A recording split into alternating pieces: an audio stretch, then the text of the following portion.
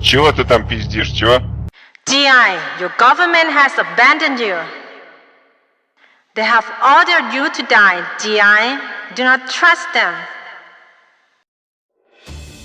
The Mystery of Hanoi Hannah. Her name was Trinh Thi Ngo, but she called herself Thu Huong, the fragrance of autumn. We called her Hanoi Hannah. She was North Vietnam's chief voice of propaganda, reaching out over the airwaves to American servicemen across South Vietnam, attempting to convince them that the war was immoral and that they should lay down their arms and go home. Her job was to chill and frighten, not to charm and seduce. Her English was almost impeccable. Men would stumble across her while tuning their radios and be unable to turn away. "How are you, G.I. Joe?" she asked in a June 1967 broadcast.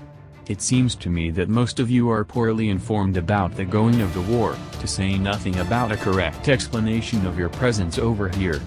Nothing is more confused than to be ordered into a war to die or to be maimed for life without the faintest idea of what's going on."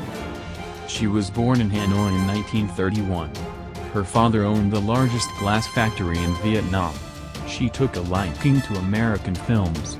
Her favorite was Gone with the Wind, which she watched 5 times. She wanted to enjoy films without the French or Vietnamese subtitles, so her family gave her private English lessons. She joined the Voice of Vietnam, the country's largest radio broadcaster, in 1955 as a volunteer. Her unaccented English, correct intonation and her large vocabulary soon got her a staff job reading the news to Asia's English-speaking countries. When the first American ground forces, the Marines, landed at Da Nang in 1965, VOV, which was based in the north, started propaganda broadcasts to the troops. By then the airwaves over North and South Vietnam had become a confusing battleground of conflicting propaganda voices. Working on the premise of capture their minds and their hearts will follow, both sides supported dozens of radio stations spewing malice and disinformation 24 hours a day. Hannah's scripts were written by North Vietnam Army propaganda experts and advised by Cubans. Her programs were soon extended to 30 minutes and broadcast 3 times a day. She was a source of news, as well. Hanoi Hannah broke one of the most shocking stories of the Vietnam War, the massacre of several hundred civilians in the village of My Lai in 1968. Just weeks after the massacre, Hannah accurately named the location and estimated the civilian death toll, but she misidentified the American Army division involved, enabling the Americans to deny the report and treat it like another example of disinformation from North Vietnam. I first heard the silken voice of Hanoi Hannah in September 1965, in a Special Forces base at An Lac, about 100 miles west of Nha Trang. As a news correspondent, I had been on patrol with Montagnard irregulars and their American advisors. It had been raining hard for a week, keeping the supply plane that was my ticket out from coming in. At night after the perimeter was secured there wasn't much to do but play cards, read, drink bom wah beer and listen to the radio. Up there in the Central Highlands, the Voice of Vietnam boomed in loud and clear. That night Hannah was interspersing Western rock music with her reports.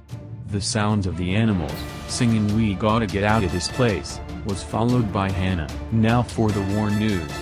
American casualties in Vietnam. Army Corporal Larry J. Samples, Canada, Alabama, Staff Sergeant Charles R. Miller, Tucson, Arizona, Sergeant Frank Herrera, Coolidge, Arizona. Her broadcasts were mostly exaggerated war news, encouragement to frag, assassinate, an officer and go AWOL, or suggestions that the soldiers' wives or girlfriends were cheating on them. She was mostly greeted with loud laughter. But taped interviews with downed pilots or from American anti-war advocates like Jane Fonda were heard with anger. For bored GIS, Hannah's broadcasts were often rare sources of amusement. A man's radio was, after his rifle, his most valued possession. Like the rifle but, the radio was often wrapped in frayed black tape for protection. Troops would laugh over Hannah's attempts to scare them into defection or suggestions to frag an officer. However, they did wonder if she was as lovely as she sounded, and many considered her the most prominent enemy after Ho Chi Minh.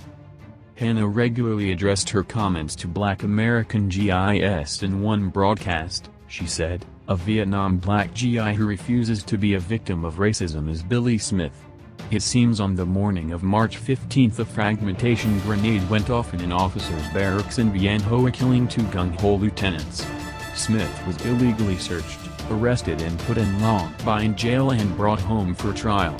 The evidence that showed him guilty was this: being black, poor and against the war, and refusing to be a victim of racism.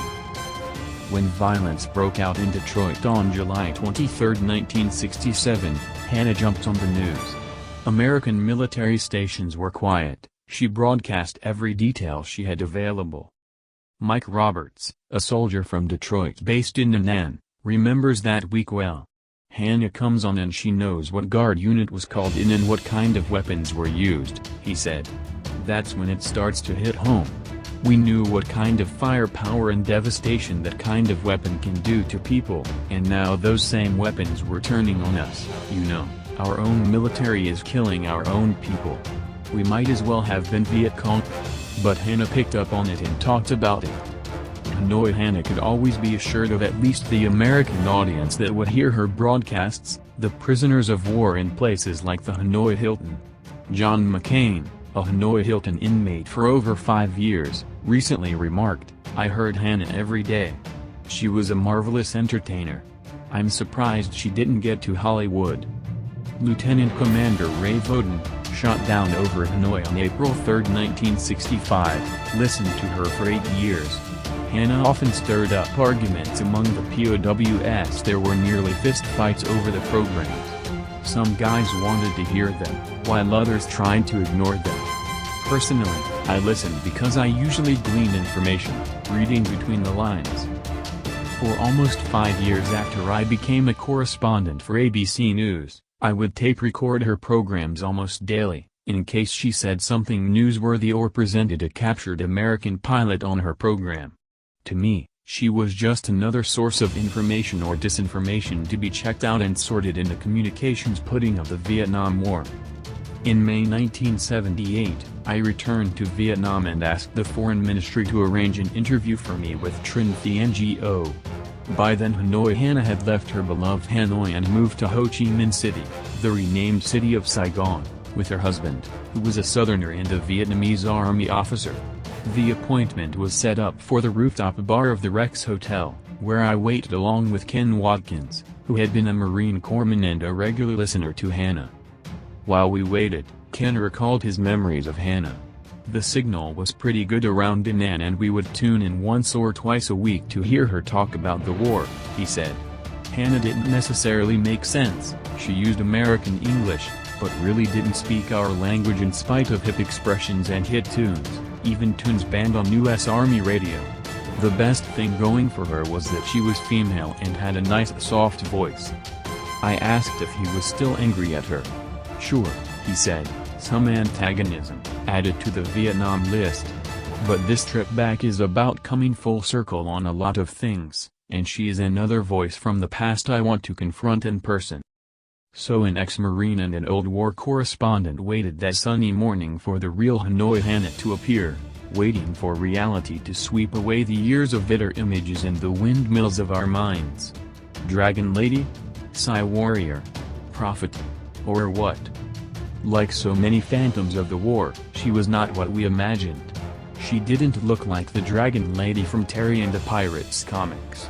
Elegant and attractive in a striking yellow owl dye, the Vietnamese traditional dress, she appeared happy to answer our questions. After she sat down, I asked where she got her information. The U.S. Army Stars and Stripes, she replied, referring to the main military newspaper. We read from it. We had it flown in every day. We also read Newsweek, Time and several other newspapers. We took remarks of American journalists and put them in our broadcasts, especially about casualties. Did she ever feel anger toward the American troops? When the bombs came on Hanoi, I did feel angry, she said. To the Vietnamese, Hanoi is a sacred ground. But even then, when I spoke to the GIS, I tried always to be calm. I never felt aggression toward Americans as a people. I never called them the enemy, only adversaries. We chatted for a while, about her aims, her successes, her regrets. Then I had one more question: what would she say now, if she had one final broadcast to American GIS? "Let's let bygones be bygones," she replied. "Let's move on and be friends. There will be many benefits if we can be friends together. There is no reason to be enemies." Meeting and interviewing Hanoi Hannah was, for me, like being Dorothy parting the curtains hiding the Wizard of Oz. The terrible Hannah behind the facade that we constructed turned out to be a mild-mannered announcer who spoke English and read the Stars and Stripes. Thu Huong died on September 30, 2016 at the age of 85. She was interred in Long Tri, Cho Vinh District, Long An Province, following the Vietnamese custom of burial next to her husband and his family. Her only son escaped Vietnam in 1973 and now lives in San Francisco.